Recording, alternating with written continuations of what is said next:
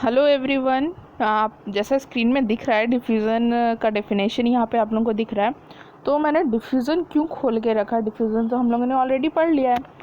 तो क्योंकि आज हम लोग को ऑस्मोसिस पढ़ना है और ऑस्मोसिस और डिफ्यूज़न के बीच के डिफरेंस को मैं चाहती हूँ कि मैं आप लोगों के सामने कंपेयर करके दिखाऊँ, ताकि दोनों के बीच में क्या डिफरेंस है वो पता चले।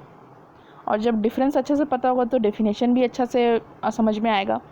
तो डिफ्यूज़न तो पता है हम लोग को, ज़रा ऑस्मोसिस से स्टार्ट करते हैं, फिर कंपेयर करेंगे दोनों को।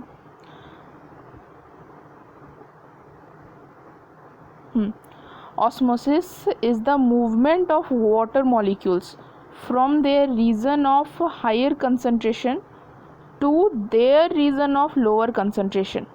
यहाँ पे जहाँ पे देयर लिख देता है ना, यहाँ पे हम लोग को काफ़ी ध्यान देना है। यहाँ पे जैसे देयर लिख दिया, यहाँ पे देयर किस चीज़ के लिए यूज़ किया गया? वाटर के लिए यूज़ किया गया है।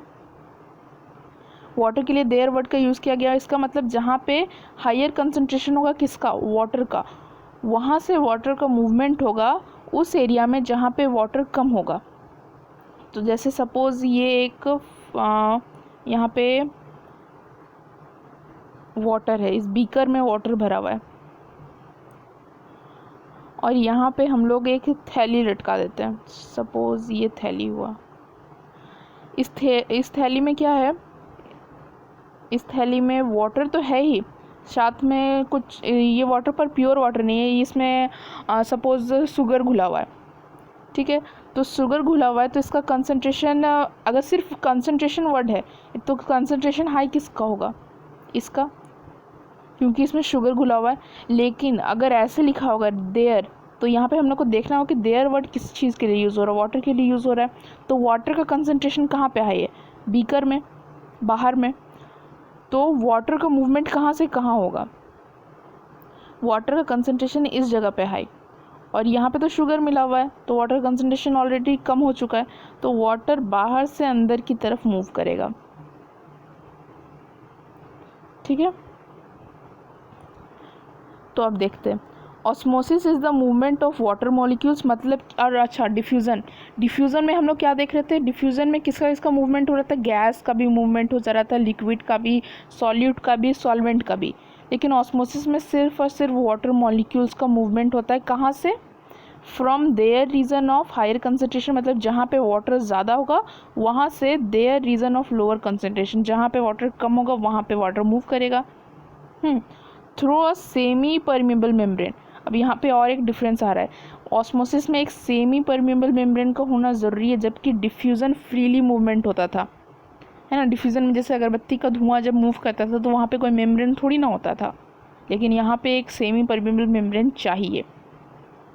तो यहाँ पे डिफ्यूज़न में डायरेक्ट कॉन्टैक्ट लिखा हुआ है, यहाँ डायरेक्ट कॉन्टैक्ट लिखा हुआ है, लेकिन ऑस्मोसिस में थ्रू सेमी परमेबल मेम्ब्रेन। और कॉमन क्या है दोनों में? कॉमन में ये है कि डिफ्यूज़न में भी their higher concentration to their lower concentration है, ऑस्मोसिस में भी सेम चीज़ है। वहाँ डिफ्यूज़न में क्या है? सॉल्यूट, सॉल्वेंट, गैस, लिक्विड सब मूव करता है, लेकिन ऑस्मोसिस में वाटर मूव करता है ओनली। अब यहाँ पे इम्पॉर्टेंट थिंग टू नोट, ये अबव डेफिनेशन में सिर्फ और सिर्फ वाटर मॉलिक्यूल्स ही मूव कर रहा है अपने हायर कॉन्सेंट्रेशन से अपने लोअर कॉन्सेंट्रेशन में। अब यहाँ पे एक स्टार मार्क दिख रहा है इस जगह पे वाटर पर। यहाँ जो स्टार मार्क लगा हुआ है उसका यहाँ पे थोड़ा सा बताया है कि वहाँ पे स्टार मार्क क्यों लगा हुआ है। Solution having solvent other than water. Solvent क्या होता है? हम पहले ही बताए थे कि जैसे पानी में चीनी घुला हुआ था तो सॉल्वेंट हो गया पानी, वाटर, और सॉल्यूट हो जाएगा शुगर। तो अगर कोई दूसरा चीज़ है जिसमें मतलब सॉल्वेंट वाटर के अलावा कुछ और है, तो वहाँ पे जब ऑस्मोसिस होगा तो वो जो सॉल्वेंट मॉलिक्यूल होगा, वाटर के अलावा जो दूसरा चीज़ है जिसमें चीनी घुला हुआ है, तो वो दूसरा चीज़ मूव करेगा थ्रू सेम परमेबल मेम्ब्रेन। लेकिन मैक्सिमम टाइम हम लोग वाटर ही यूज़ करते हैं, इसीलिए यहाँ पे डेफिनेशन में हम लोग वाटर लिख रखे हैं। तो ऑस्मोसिस का डेफिनेशन याद होना ज़रूरी है, क्योंकि इसका डेफिनेशन याद होगा तो हम लोग डिफ्यूज़न और ऑस्मोसिस के बीच में अगर डिफरेंस भी बताना होगा तो हम लोग बता पाएंगे, है ना। नेक्स्ट यहाँ पे दो नए टर्म, इंडोस्मोसिस, एक्सोस्मोसिस। तो यहाँ पे जो इंडोस्मोसिस और एक्सोस्मोसिस दे रखा है ये सेल को रेफ़र करते हुए दे रखा है। with reference to a cell. Osmosis can be either inward or outward. मतलब कि ऑस्मोसिस मतलब क्या, वाटर का मूवमेंट सेल के अंदर भी हो सकता है, बाहर भी हो सकता है, और ये किस चीज़ पे डिपेंड करता है कि सराउंडिंग का कंसंट्रेशन कैसा है उस पर डिपेंड करता है। ठीक है, तो अब इसको ज़रा मूव करते हैं, ये जल्दी मूव नहीं होता है।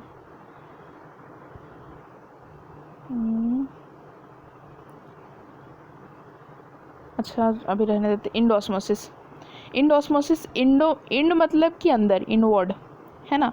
तो इंड ऑस्मोसिस में क्या होगा कि वाटर जो है सेल के अंदर मूव करेगा through semi permeable membrane. Semi permeable membrane से होते हुए जो वाटर है वो सेल के अंदर मूव करेगा।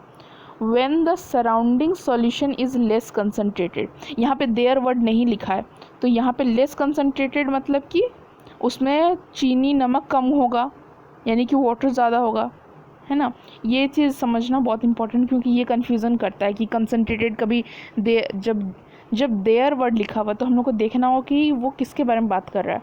तो मैक्सिमम टाइम वाटर के बारे में बात करता है, तो फिर तब अगर बोलेगा कि फ्रॉम देयर हायर कंसनट्रेशन, तो यहाँ पे मतलब वाटर का कंसनट्रेशन हायर है। अब अगर कंसनट्रेटेड वर्ड सिर्फ लिखा हुआ है तो कंसनट्रेटेड यहाँ पे सिंपली मीन्स गाढ़ा, तो अगर कुछ घुला हुआ है चीनी वगैरह तो गाढ़ा हो ही जाता है।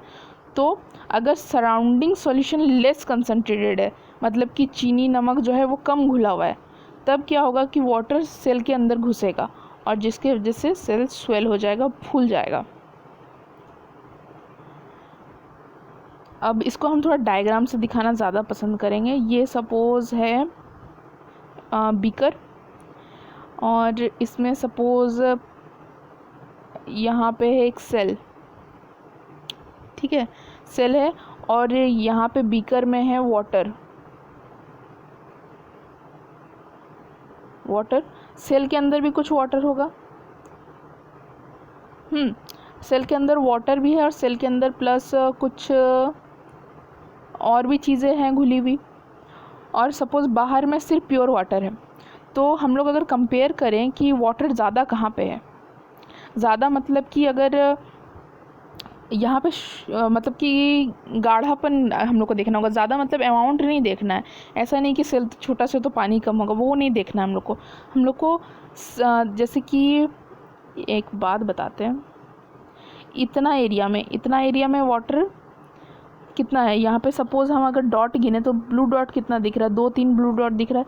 और अगर यहाँ पे देखें, ये पानी में इतना जगह देखें तो यहाँ पे पूरा पानी ही पानी है। यहाँ पे मैंने वैसे बनाया नहीं है, पर यहाँ पूरा पानी पानी है। तो पानी ज़्यादा कहाँ पे, पानी बाहर ज़्यादा है, तो बाहर से अंदर घुसेगा पानी।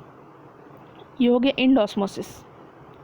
एक्सऑस्मोसिस में क्या होगा कि सेल के अंदर से पानी बाहर निकलेगा, outward diffusion of water through semi permeable membrane.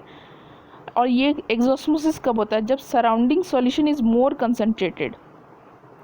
जब सराउंडिंग सॉल्यूशन ज़्यादा कंसनट्रेटेड होगा, मतलब कि अगर हम लोग सपोज़ चीनी का बहुत ज़्यादा गाढ़ा घोल चीनी का लेते हैं और उसमें हम लोग कोई सेल डालते हैं, तो सेल में वाटर तो प्रेजेंट है और उतना गाढ़ा में वाटर प्रेजेंट नहीं है सेल के अंदर, तो क्या होगा, सेल के अंदर से निकल जाएगा बाहर।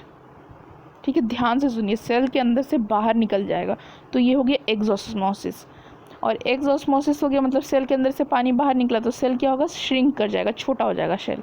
जबकि इंडऑस्मोसिस में सेल स्वेल कर जाता था, फूल जाता था। तो आई होप कि आप लोगों को ठीक से समझ में आ गया हो।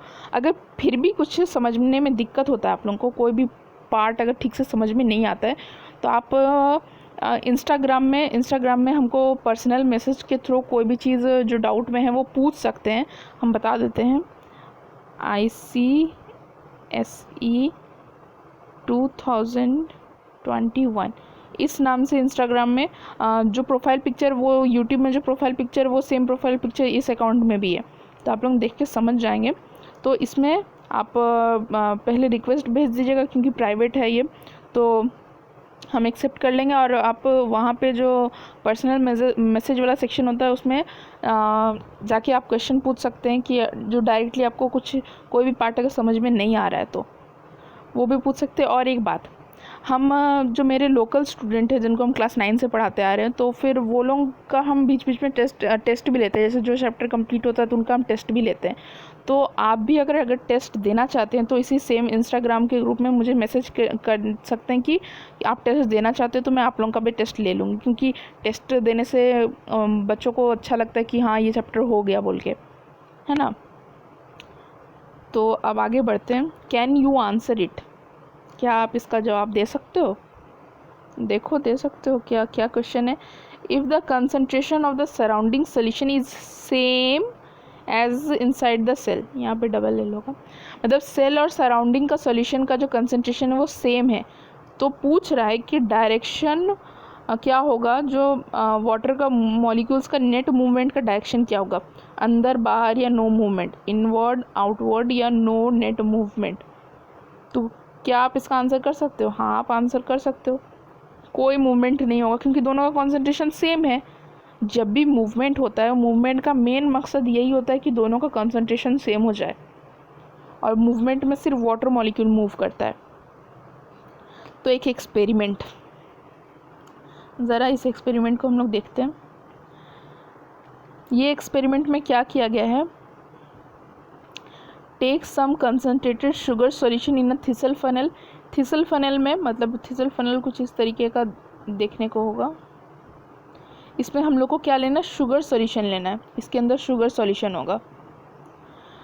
Cover the mouth of thistle, ये इधर से एक्चुअली इधर से ब्लॉक होगा, इधर से ओपन होगा थिसल फनल यहाँ पे।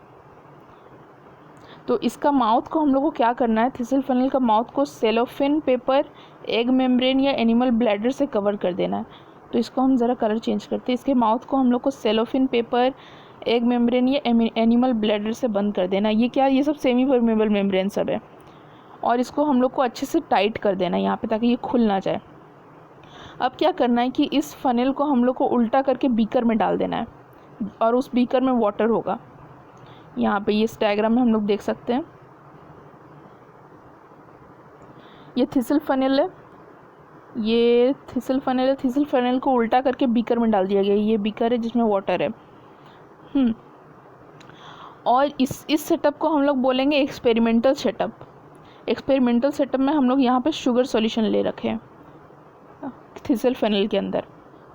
और उसके बाद हम लोग क्या करना है, जो इनिशियल लेवल उसको मार्क करना है। जो इसका इनिशियल लेवल है, जो थिसल फनल के अंदर शुगर सॉल्यूशन का इनिशियल लेवल, उसको मार्क करना है हम लोग को। तो ये देख लिए। अब हम लोग को सेम सेटअप तैयार करना है, पर डिफरेंस ये रहेगा, इसको हम लोग कंट्रोल सेटअप बोलेंगे। कंट्रोल यानी कि जैसे वो एक्सपेरिमेंटल सेटअप तैयार किए ना, तो अब उसको उसके साथ हम लोग को कुछ कंपेयर भी तो करना होगा।